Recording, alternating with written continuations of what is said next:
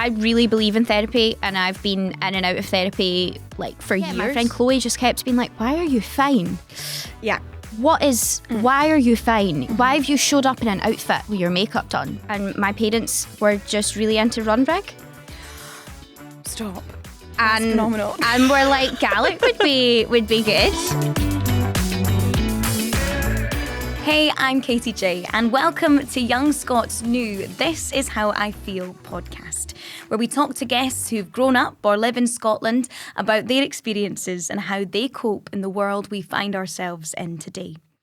In each episode, we'll tackle a different topic with a brand new guest. And today, we're really looking forward to talking to Choirstaidh NicArtair, who we're going to be talking to about grief and depression.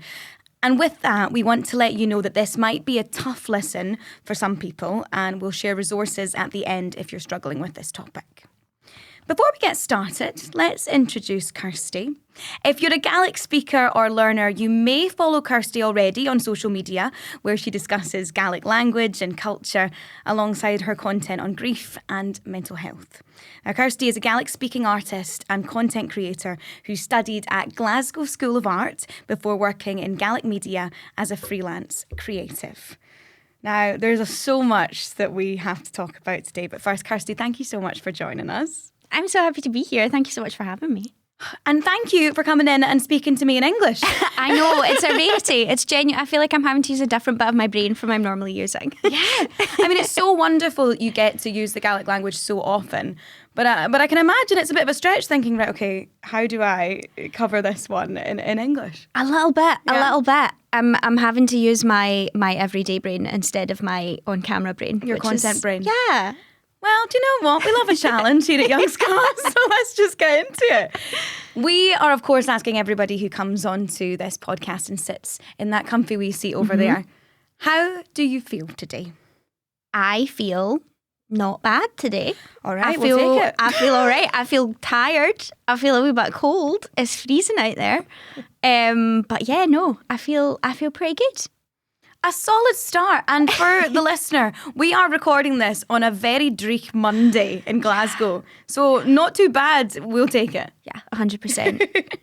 Now, it would be so good to start off by getting a real sense of how you got to where you are today. We've mentioned already that it's all about content creation and kind of lending a space to that Gaelic audience of young people that follow you. How did you get going?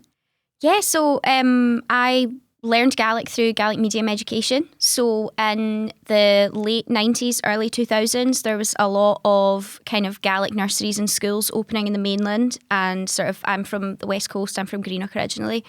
And it was a little bit of an experiment, I think, Gaelic Medium, because it was kind of like, are people going to go for it? It'd obviously been running for longer, like in Highlands and Islands and other parts of the country. But yeah, and my parents were just really into run rig. Stop. That's phenomenal. And we're like, Gaelic would be good. My dad's granny had Gaelic, but she never passed it down to her kids or anything. So it had been in the family, but then it was lost. So they kind of took the gamble. I've got two older brothers, but they are 10 and 8 years older than me. So by the time Gaelic came to Greenock, they had already been through school. So yeah, I just went through Gaelic medium school and then, yeah, as you said, went to art school afterwards and then hadn't really used my Gaelic that much after school, which I think is quite a common experience, that it's this thing that you do in school and it's like trying to pull teeth, trying to get teenagers to want to do anything. So like you're kind of like, I don't want to do this. Why am I doing this after school? Like I'm going to go and, you know, for me, I'm going to go and be an artist. I went to art school. Yeah. But it's like, I mean, how many, I did higher French, for example. Oh, exactly. How many people do that and then use it on holiday? Literally, yeah. So it's fully the same thing. So yeah, I kind of fell out of using my Gaelic weirdly until the pandemic.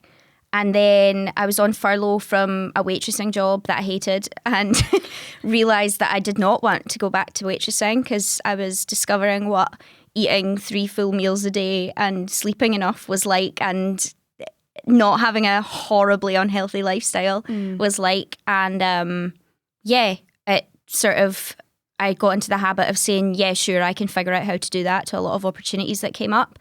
While I was like Googling like how to. This seems to be what happened in that time when we were all sort of stuck thinking, right, this is a moment that I would never have had to reassess and reevaluate the direction I want to go in. Exactly. It was someone who's now a really good friend of mine who works in Gaelic media sent me a DM out of the blue just saying like, I'm vaguely aware of who you are, just because I had like an art Instagram account, but I was only posting like my art school stuff on it, and then every now and then it would be like there would be a wee Gaelic word in a post or something like that, because you're trying to have your USP at art school. You're trying to be. We love a niche. So every now and then I would be like, this painting is called, and then it would be like a random Gaelic word. So I was like people kind of vaguely knew who I was, but like it wasn't a big account or anything. And then, he asked if I wanted to make some films for something, and I was like, sure, whatever, having no idea how to do it. So did it on the fly. It turned out quite good. It was decent. They went well, and then that got some more attention, and then it kind of spiraled from there. And I've just spent the last like 3 to 4 years just being like, sure, I'll figure it out, including doing this podcast. Wow. So it's just been a lot of like, okay, what's I'll the work worst it that out. can happen? Exactly. If it's terrible, they won't post it. It's fine. No one has to know I was ever here. You can go back and delete the bad stuff. It'll be okay. Yeah. We will do that. Yeah. Okay.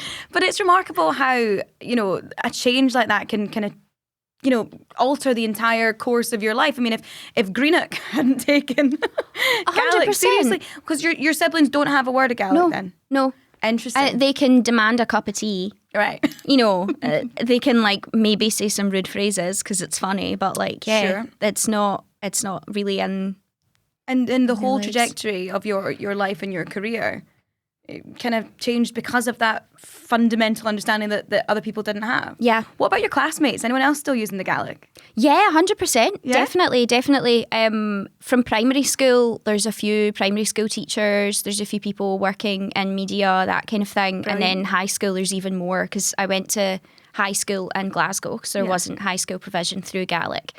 So that was, again, another moment. Like, I was old enough to make the choice then. My parents asked if I wanted to keep going with my Gaelic or if I wanted to just go to like a normal school. But I think I was in a bit too deep. Like, well, The Rhythm of My Heart is such a good song. So good. So Runrig really have a lot to answer like, for. honestly, they have a lot to answer for a lot of things.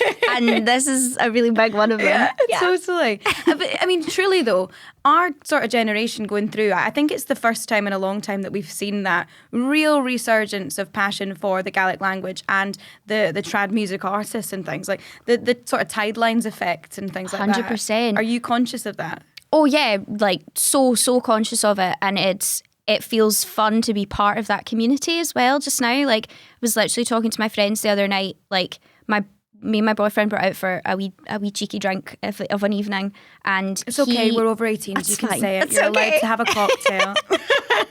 And he got a phone call through from his friend saying, did we want to go to a gig at Celtic Connections? He was like, we've got a spare ticket. And then we were like, we were a bit in between doing stuff. We had stuff on in the morning. And then I got a message through from my friend saying, does anyone have tickets for this gig? And I was like, wait 2 seconds, I have someone on the line. So like, it was, I feel like I haven't communicated with anyone from like the Gaelic community. And then also sort of like friends and partners of other people who aren't quite in the community, but they're adjacent. Like they come along to the gigs, they come to the parties, they're part of it.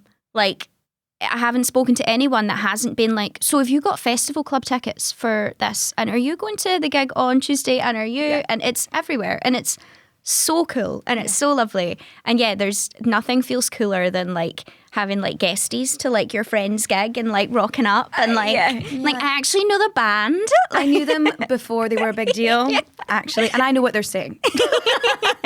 It's so good though. I mean, we've got traditional Scottish bands singing in Gaelic, selling out the Barrowlands. That's brilliant, and it's such a positive kind of way forward for the Gaelic speakers that have grown up with it, kind of like yourself. So it's brilliant. But what has helped you to get to where you are today? Presumably the soundtrack has always been the run rigs, tidelines, things going on, but on a deeper level. Yeah, on a deeper level, I like we'll talk more about my mum kind of as the podcast goes on. But my mum was a Gaelic nursery teacher, so she had been a nursery teacher beforehand. And when they opened the school in Greenock, they said, we need a nursery teacher and you can learn Gaelic, you can be on supply. And my mum said, I don't have any Gaelic, but like I'll be on supply until you get somebody. And then she was there for over 20 years. Stop. And she was fluent in Gaelic as well. Like she picked it up and put the time in and became really, really passionate about it. And her creativity and her just belief in people just giving things a bash, I think that's like the spirit that has always been in my life of just pottering away and making stuff and being creative in that way. I've had a lot of really eccentric women in my life in that way, where you have tons of examples of the type of person that you could become, whoever you're going to be. And I think that's, it's a really solid foundation. Like, kind of no matter what happens, you're like, oh, well, there's all these nutters that are all fine. So, like, it's fine. No, it's so true, though. And it's such an amazing example to set for you. The fact that your mum was taking on this new challenge at the same time as you were. Yeah. Is quite something. Yeah. And we were in the same nursery together. So while I was in nursery, we would just get ready in the morning and go in together. And then that was the nursery that was in my primary school. So until I was in P7, she took me to school every day and she went to work and I went to my class. But who got the Gaelic quicker? Like, who was better? I think so. They say wee ones are sponges for this stuff. They are, but the thing is that always happened where my mum would be like, is it this thing or is it this thing? And I'd be like, I don't know why. I couldn't tell you what like the case is, the genitive case, whatever. Have absolutely no clue. I just know what sounds right. Whereas my mum would be able to be like, oh, well, it's the case Juginulach and da-da-da-da-da-da-da. And she knew like the breakdown of why it was the way it was. Between the two of us, there was like a solid, fluent Gaelic speaker in there somewhere. But the different approaches to learning, different learning styles. Yeah. And it's you can't sit and talk about like, grammar with a 6-year-old. They're going to be like, go away. Bored. I can't do this. Whereas like, when you're just talking about colours and shapes and, you're learning through play, which is what it's all about, then that's how they pick it up. So it's so lovely that you went on that journey together though. Yeah. Wow. Before we start talking more about your relationship with your mum, who sounds like such a wonderful person, I wanted to say thank you for discussing this really important topic and sort of diving into your own personal grief, because it's no small feat. And we're really, really grateful that you're willing to discuss this one with us. So can you tell us a little bit about what's happened to you and how grief has impacted you? Yeah, so last summer, my mum passed away. She had been sick for a good while, and we knew it was coming, so it wasn't a shock, but obviously it doesn't really help that much. But yeah, my mum passed away on the 5th of July. So we've just passed 6 months, which is so weird. So like it doesn't feel super recent, but it doesn't feel, quite that long. Yeah. So yeah. I mean, these milestones, they do always sneak up on you as well. It's that sort of whole sense of like, in one way you were having a conversation yesterday, and the other way, I suppose if you had the time when she was poorly to kind of prepare yourself, you're thinking, I've always known this was going to be the case, but... Yeah. I think it's been about a year since we were kind of like, oh, this is where we're going. We know the thing that's about to happen. So... yeah, and it's taken me probably until the last month to like feel like a bit more of a human being again. Yeah. I think that like from that probably about a year ago was when it was sort of a bit like, oh, like we're getting to the danger zone. Like this is the bad times. And yeah, that's when I started needing a lot more kind of support from my people. Yeah. And then I think it took a while for it to kind of hit me.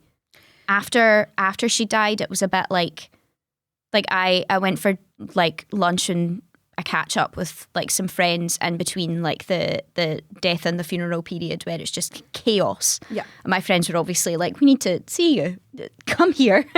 And my friend Chloe just kept being like, why are you fine? Yeah. Why are you fine? Why have you showed up in an outfit with your makeup done? What is going on here? She was like, I thought I'd have to show up to your house. Yeah. And I was like, no, I'm fine. I knew it was coming, so I'm fine. I'm fine. How long did you do that for? Oh, like 2 months solid. Oh, really? Okay. And I kept being like, oh no, I think it's hit me now, because I had a wee cry on Sunday. You know, like I kept being like, I think it's hit me now. I think it's fine. And then another week would go by, and then it would like hit me a bit more, and then a bit more, and then a bit more. And then, yeah, I think, so my mum's birthday would have been in September. So the first birthday of hers without her, I was insane. I was like nuts. Obviously. And that weekend, it was so strange. Like, it was the day that should have been her 59th birthday. And a happy birthday balloon was floating about in the garden outside our window. Stop. Like, caught in the hedge. And I was like, I can't do this. And we live on the ground floor. I climbed out of the window with a knife from the kitchen. Oh, darling. And I ripped up the balloon. Oh, my goodness. And I climbed back in the window. I was in my pajamas. I climbed back in the window and I threw it in the bin. And my boyfriend was like, do you feel better now? I was like, was that cathartic? Yeah, it helped. And I felt a bit insane about the fact that I'd done it. But then I had a therapy session like the week after. I told my therapist, being like, I'm really going to need to gear up to the fact that I've done this, because that's mad. And my therapist was like, oh, well, I mean, it wasn't a human, so it's fine. Yeah, is it that mad? Do you know what I mean? That's so sound. Yeah. Batter on. Didn't hurt anyone. Kill all the balloons you have to. That's so fine. But it is one of those things, because objectively you're looking at it, you're going, oh, I've got quite the image in my head here of this kind of frazzled individual running out there with a knife. Not great. Yeah. But realistically, if it was cathartic in that moment and you got through it, you'd probably end up doing like any number of things that seem objectively mad but are actually just healing, right? 100%. And it's kind of funny now. Yeah. With a wee bit of distance, it's quite funny. Okay, good. The image of me like in my goonie, Yeah. climbing out a window. Nobody needs that. He's going to get what's coming to that balloon. Literally. There's an office across the street from our flat as well. Like, the idea that someone was just like doing their emails, like, what is happening? Oh yeah, you're like their ugly naked guy now. Oh, but it's 100%. like crazy balloon lady. 100%. They're like, what's going to happen next? But it is weird how kind of those waves take you on a journey where you're like, sometimes you're fine, and that's, again, could be good for you as well, because sometimes just getting yourself out the door is massively empowering, and it's like, right, I can do this. But balancing that line between showing up and masking pain. Yeah. How do you sit with that now? I think I've gotten a lot better at it, but it's something that I really had to figure out. And it took, I don't think that you can't tell someone how to get through that. Do you know what I mean? They are going to figure it out on their own. And like, I've got friends who are going through similar things, who are in a puddle on the ground, feeling their feelings as they're feeling them. And that is not how I operate. Like, I really have to like schedule time to be like, you need to stop. Like, stop before you drop is the vibe in the house sometimes. But my therapist gave me some good words of wisdom quite early on, where they told me that I couldn't to-do list my way through grief. Cry for 30 minutes on Tuesday afternoon. Yeah, it was like, you can't do that. Because I kept being like, oh, well, this thing happened, while she was poorly, so I dealt with this part of it. So that's done now. It's like, that's not how it worked, babe. It's not how it works. You can't do that. And from a logical perspective, of course, you know that, and you'd have known that somewhere in you at the time. But was it quite confronting to have someone actually tell you, this strategy that you've got? Nonsense. Yeah, like the way that you're living your life is not how you can grieve. Like, that's just not how that works, honey. I'm so sorry. I hope it was delivered exactly like that. Not far off it. Not far off tissue. it. It's kind of, it's great. Like, having a good therapist who is able to like call you on stuff and be like, you need to stop.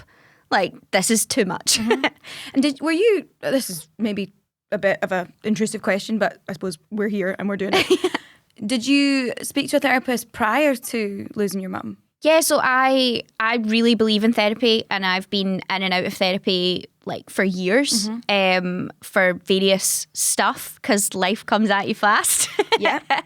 And I I went through sort of like pay what you can therapy through the Tom Allen Centre during the lockdown. And that was amazing. Like, that was so great because I just felt very jittery. There's a lot of stuff that I hadn't dealt with for like a decade, like random stuff coming up because obviously we were stuck in the house. So what else is going to happen? Oh, the intrusive thoughts were intrusiving. 100%. And I had to offload them on Sunday. Yeah. So yeah, it was very much like that situation. And that was my first proper adult experience of like proper intensive therapy. But yeah, I dabbled a wee bit as a teenager, and like I saw like my uni psychologist like on and off because I was like, I think I'm anxious, and she was like, yeah, you're 19, of course you're anxious. It was that kind of. So yeah, it's something that I definitely believe in and I've played about with. But yeah, I think I'll be someone who is in and out of therapy for life. Yeah, like just because it works really well for me. And it feels like going for a checkup and staying on top of things before there's like an eruption, which is nice. Which I'm gathering is, you know, something that we all need to do. But even the way that you were describing there earlier on, where she was sort of saying, to-do list, nah, you need that, right? To kind of keep you. Yeah. Yeah, I think we all do, to be honest. I'm looking at you like, I need that. I'm going to make an appointment immediately after this. We'll give you a number. It's fine. Thank you so much. But, you know, it's a much more accessible route now to go down to get therapy. I think that for a long time in Scotland and the UK, it was very like, therapy. And the States had a much more kind of laissez-faire attitude to it. They were like, oh, I'm in therapy. Of course, my therapist said this. You'd see that all the time on the telly and stuff. But now, like, I did a course in lockdown as well, and it was the BetterHelp one. It was so accessible to me. It was on my phone. Yeah. And it wasn't, you know, ridiculous cost-wise. So do you think that that's helped a lot as well, the fact that you know, number one, the attitude's changing around it, and secondly, that kind of, it's not that far-flung to kind of find someone to speak to either? Yeah, I think it's definitely a lot easier to access, and even in terms of like, I think the fact that things like this, the fact that podcasts and TV shows and things like that bring it up and talk about it openly really helps, because I didn't really know that like pay what you can therapy existed. Until I heard someone on a podcast talking about it, because it was the only option for them, and I was like, well, it's the only option for me, so I'm gonna Google that. And yeah, literally, for anyone who's watching, who's like, this would be a great thing for me, literally just Google like pay what you can therapy near me or in Glasgow or Edinburgh, wherever you live. And yeah, the place that I used originally as well, they do everything online as well as in person, so you can choose whatever you like. So even if you're somewhere quite remote and you're like, there's absolutely no hope in hell that there's somewhere near me, you can probably get in touch with somebody like kind of, you know, in a more populated area and do everything online. Yeah, isn't your childhood GP that also like prescribed you something for your chicken pox? Yeah, 'cause that's a lot. It's too much. It's way too much. Yeah, and obviously like waiting lists and stuff like that can be quite an issue. But the place that I went to initially, the Tom Allen Centre, that was, I think I was on a waiting list for maybe 2 months. Okay. Which is okay. Yeah. Which I think is why it's great to seek these things out before the crisis point. Because if you're jittering and unable to cope, like having to wait 2 months is an issue. Whereas if you're, you know, a bit like, oh, something's brewing, I'm going to start getting a little bit unpredictable. Like, I'm going to start attacking balloons. Exactly. You can't be doing things like that if you're on your own and you don't have somebody. No. So yeah, it's definitely helpful just having it in your back pocket. Yeah. And thank goodness you had that kind of lined up before what seemed inevitable, you know, happened. Exactly. Yeah. And you know, I imagine, well, you've said that it's helped massively, but what do you kind of wish, like, if you've learned anything from that time, having someone to speak to and kind of directing, if you can direct grief, you know, helping you kind of channel that to move forward, what would you go back and tell yourself? Like, if there's anything that your therapist has taught you that you think you'd like to know in that moment, just the kind of in the aftermath? Yeah, I think I would like to have known that I was actually allowed to be a puddle and that I was allowed to sit on the ground and be insane. and like not apologise for taking up time and space. And these are things that I'm quite good at now. And I think I've gotten quite good at being honest with people and saying like, I'm just having like a big grief day and I can't do it today. Yeah. And people know exactly what that means. And that's so helpful. But yeah, initially I was definitely still like pretending I had a cold and that's why I couldn't go out and stuff like that. And everyone knows. I was going to say, you'd soon see through that one. Pals who person. have I'm not known being you funny, for yeah. years are like, oh, okay, so you've suddenly come down with a cold when, you know, your mum died 3 weeks ago. Like, It's the Tracy Beaker literally. hay fever. Yeah. Yeah. And you can't do that. No. It's too much. And it's doing your friends and your support system a disservice as well. Like, kind of pretending that they wouldn't get it. And like, even if they've not gone through the exact same thing, like they've also had stuff. We've all got stuff. Yeah. And they love you. Yeah, and they want to help fundamentally. Yeah. And they would rather that you showed up in your joggies with your hair a mess and showed up at all than you staying at home and dealing with your stuff alone. Yeah. And that support system has been so vital to you. You've mentioned that previously. This is maybe quite hard because I think sometimes they're kind of things that are you don't even notice that they're happening, but they are happening. But is there anything that someone in your close circle has done for you that's really, really helped?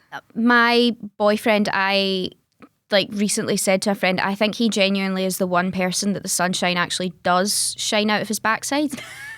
Like he has done everything for me. Like he genuinely has, this is when I'm going to get emotional if I get emotional. Like he has genuinely picked up the pieces for like absolutely everything.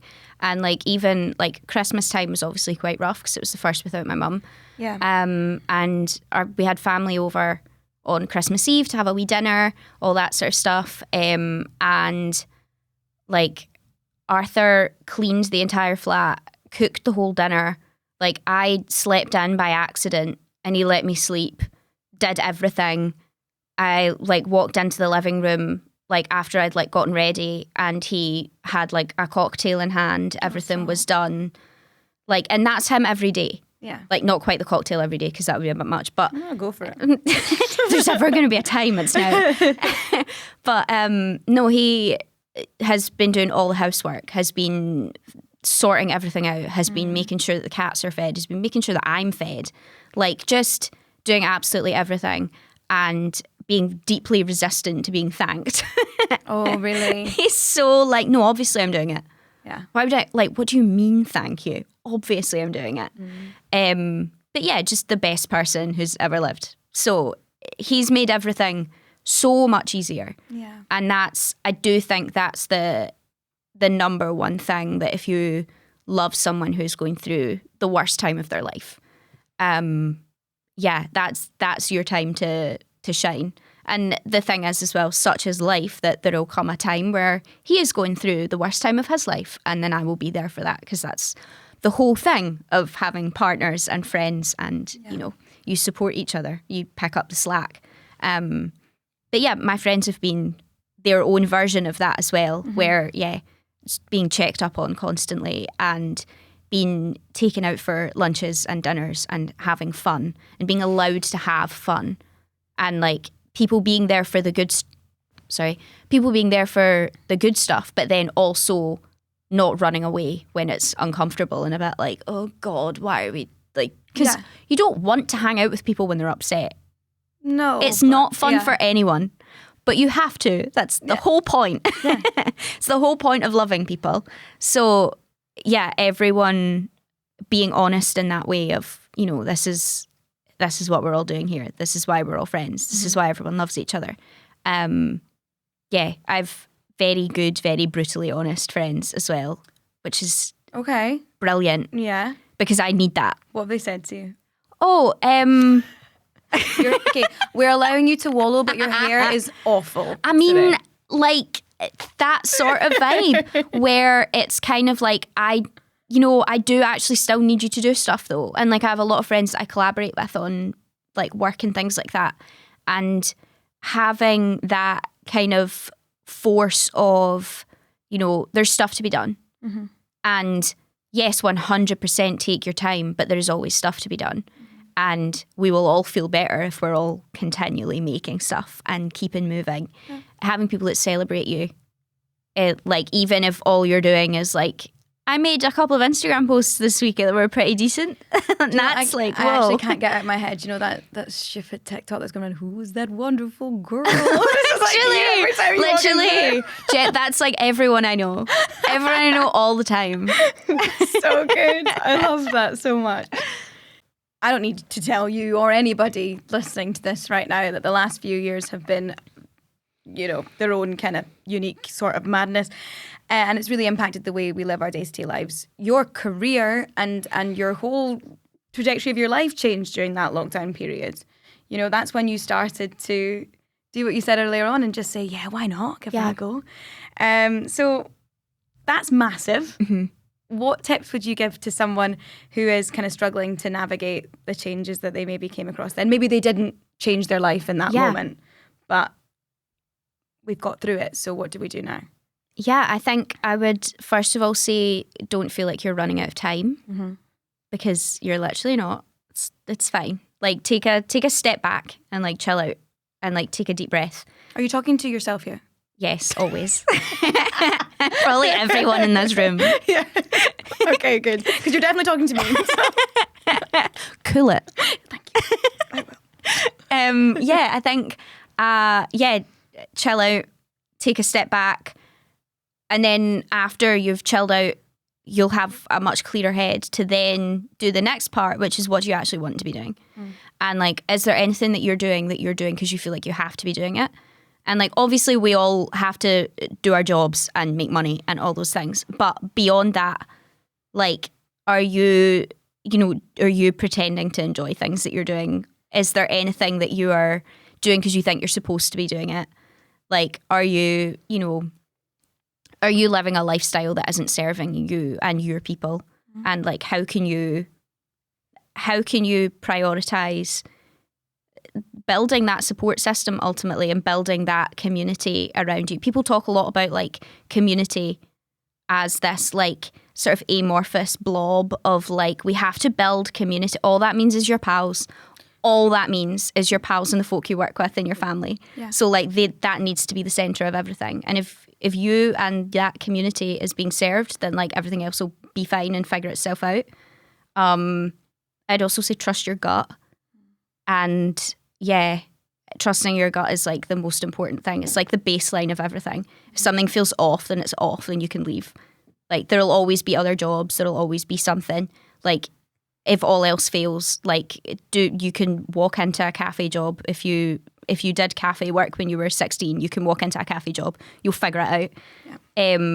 Yeah. Leave situations that are making you feel bad, because I think we are all really bad at that sort of people-pleasing tendency breaking through.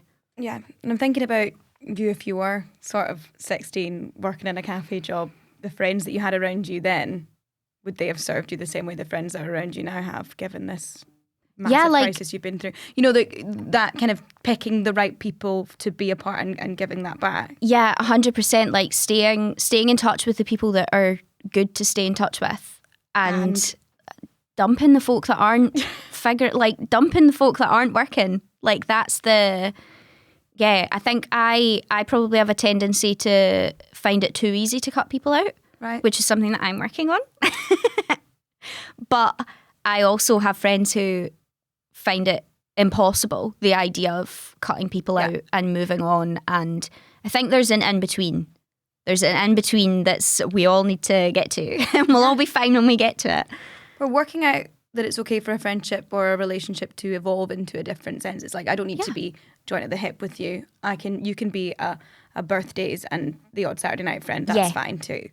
But just given how crucial your core unit of people who love you has been during this time, it really does inspire you to kind of take a look at the people around you and think, if the worst thing ever happened to me, who would show up and who would I drop everything for as well? Yeah, exactly. It's definitely, and those are friends that I've met in like the weirdest possible ways as well, where it is that thing of like, okay, well, I don't understand how I found you here, but like I'm not doing anything else without you ever again.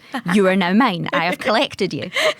Like you're now getting put into a group chat with all these other people. I'm taking you with me. It's and you'll love them, okay? Yeah, we're all friends now. I've decided, and that's like there's that.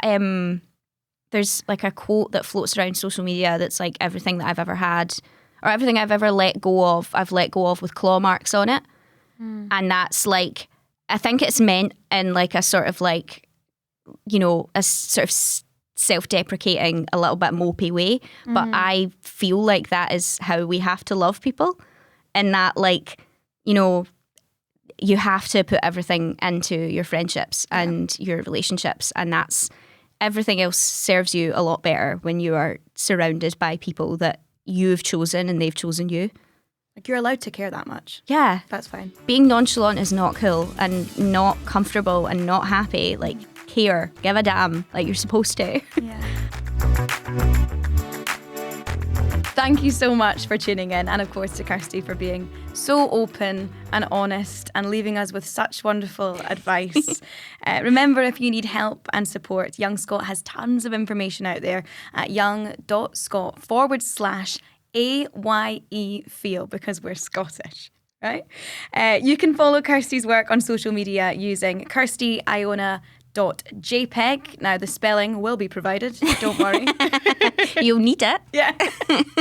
Should have seen me earlier on try to look you up like, okay, I'll copy that down, but once you've got it, right? And you should follow, right? Don't forget that if you're under 26, then make sure that you get your free Young Scot National Entitlement Card with thousands of discounts, subsidised public transport and a whole lot more. You can also claim 100 Young Scot Rewards points for listening to this episode using the code, there's a special code for you, Gaelic. Cute. It's cute, isn't That's it? exciting. Yeah. So we know exactly who has used the code from this episode. So that's it from me. I hope you've enjoyed this episode of This Is How I Feel. And if you have, then please rate, review and subscribe to us, which means you'll get instant access as soon as the next episode drops. Looking forward to next time already. See you then.